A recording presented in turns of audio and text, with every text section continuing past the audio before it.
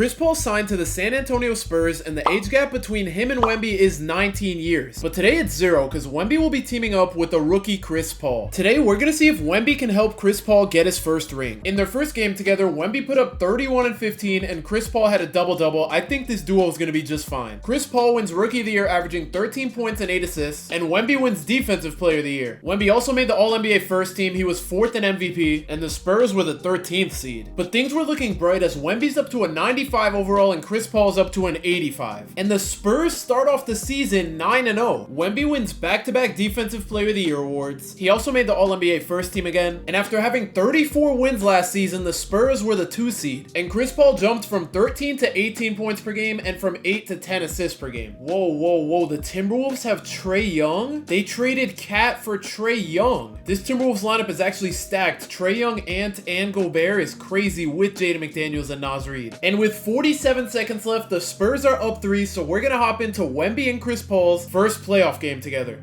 They're going to inbound the ball to Wemby. He's going to shoot it over McDaniels and knock it down, and now the Spurs have a 6-point lead. That was quick. Wemby just pulled that shot with no hesitation. Let's see if they're going to try to get a 3 here. They're going to give it to Trae Young. He has Chris Paul on him. He's going to shoot the mid-range, and he knocks it down. They ended up fouling Devin Vassell. His first free throw is up, and it's good. And his second free throw's up, and he misses it. So Timberwolves are down 5. They have about 30 seconds. Trae Young needs to do something. He's just been wasting the shot clock, trying to get past Chris Paul. He's going to give it to Anthony Edwards, who forces a shot. Wemby gets the block. Chris Paul gets the rebound, and they're going to win their first playoff game together. Chris Paul and Wemby both put up 21, and Wemby had 19 rebounds. And the Spurs gentlemen sweep the Timberwolves to make it to the second round. They're going up against a 6-seed Jazz team who doesn't look that bad. And in game 1, the Spurs are up 2 with the minute 50, so we're hopping in. Lauri Markkanen is the point guard on a pick and roll. He's going to pull a 3, and he misses it.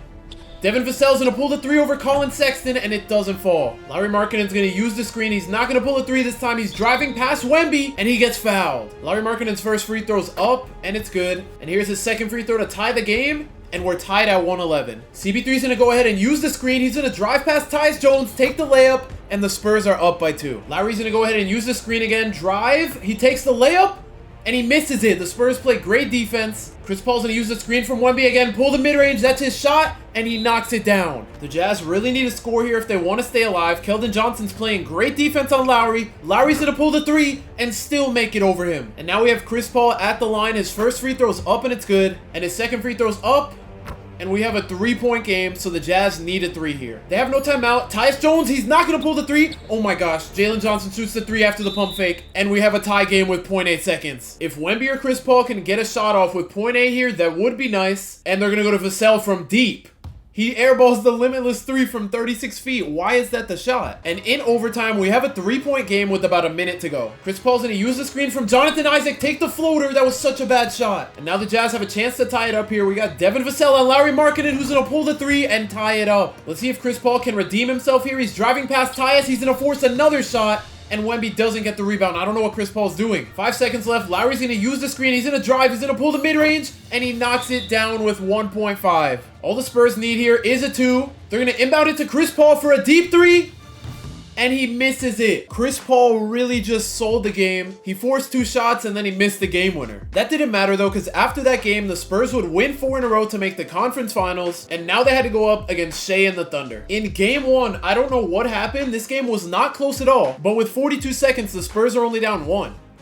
Oh my gosh, they have Miles Turner and Chet. Wemby's going to block Chet, and now the Spurs actually have a chance. Devin Vassell's going to drive past Shea, fake the mid-range, pull the layup, and Shea blocks it. Why is everyone forcing shots? They're going to give it down low to Shea. Devin Vassell gets the steal on the fast break. Sohan is driving. He's going to give it to some random dude who's going to take the lead for the Spurs. And now the Thunder have 15 seconds here to get a shot. They're going to chew the shot clock, use the screen from Chet, give it down low to Shea. He has Chris Paul on him. This doesn't look good. He's going to take the layup and make it. And now with 1.4 seconds, I hope the Spurs don't go for a limitless 3. They've done it twice. They're going to give it to Keldon.